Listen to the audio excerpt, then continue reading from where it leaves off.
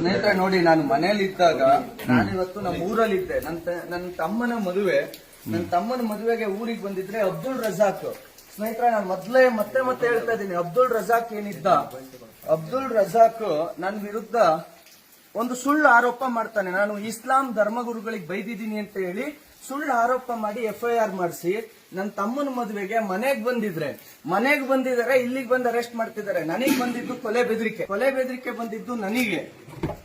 ಆದ್ರೆ ಅರೆಸ್ಟ್ ಮಾಡ್ತಾ ಇರೋದು ನನ್ನನ್ನ, ಕಂಪ್ಲೇಂಟ್ ಕೊಟ್ಟಿದ್ದು ನಾನು, ನನಗೆ ಕೊಲೆ ಬೆದರಿಕೆ ಇದೆ ಅಂತ. ಆದ್ರೆ ನಾನು ಯಾರ ಮೇಲೆ ಕಂಪ್ಲೇಂಟ್ ಕೊಟ್ಟನೋ ಅವ್ರನ್ನ ಅರೆಸ್ಟ್ ಮಾಡೋದ್ ಬಿಟ್ಬಿಟ್ಟು ನಾನು ಇಸ್ಲಾಂ ಧರ್ಮಗುರುಗಳಿಗೆ ಬೈದಿದ್ದೀನಿ ಅಂತ ಅಬ್ದುಲ್ ರಜಾಕ್ ಒಬ್ಬ ಸೋಷಿಯಲ್ ವರ್ಕರ್ ಇದಕ್ಕೆ ಸಂಬಂಧಪಡದೇ ಇರೋ ಥರ್ಡ್ ಪಾರ್ಟಿ FIR ಮಾಡ್ತಾರೆ. ಆ FIR ಮಾಡಿದ ತಕ್ಷಣ ನನ್ನ ಮೇಲೆ FIR ಮಾಡ್ಕೊಂಡು ಅರೆಸ್ಟ್ ಮಾಡ್ತಿದ್ದಾರೆ. ನನಗೆ ಗೊತ್ತಿಲ್ಲ, ನಾನು ನೋಡೋಣ ಮುಂದಕ್ಕೆ ಏನಾಗುತ್ತೆ ಅಂತ. ಸ್ನೇಹಿತರೆ, ನಿಮ್ಮೆಲ್ಲರ ಪ್ರೀತಿ ವಿಶ್ವಾಸ ಸದಾಕಾಲ ಇರಲಿ.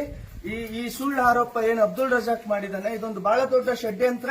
ಕಾಂಗ್ರೆಸ್ ಸರ್ಕಾರಕ್ಕೆ ನಾನು ಬಹಳ ದೊಡ್ಡ ಈ ವಿಚಾರದಲ್ಲಿ ನಾನು ಮತ್ತೆ ಹೇಳ್ತಾ ಇದ್ದೀನಿ, ಸರ್ಕಾರಕ್ಕೆ ಈ ರೀತಿಯಾಗಿ ಅಧಿಕಾರವನ್ನ ದುರ್ಬಳಕೆ ಮಾಡಿಕೊಂಡು ಸುಳ್ಳು ಆರೋಪ ಮಾಡಿ ಒಬ್ಬ ಹಿಂದೂ ಹೋರಾಟಗಾರನನ್ನ ಅರೆಸ್ಟ್ ಮಾಡೋದಿದೆಯಲ್ಲ, ಇದನ್ನ ನಾನು ನೋಡ್ಕೊಳ್ತೀನಿ. ಬನ್ನಿ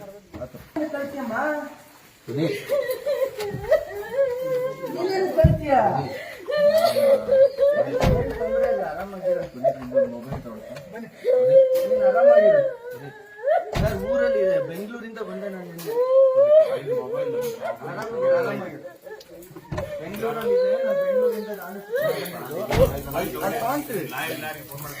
ಏನ್ ತೊಂದ್ರೆ ಇಲ್ಲ, ಮೊಬೈಲ್ ತಗೋ, ಒಂದು ಮೊಬೈಲ್ ಮೊಬೈಲ್ ಇಲ್ಲ ಕೊಡ್ರಪ್ಪ.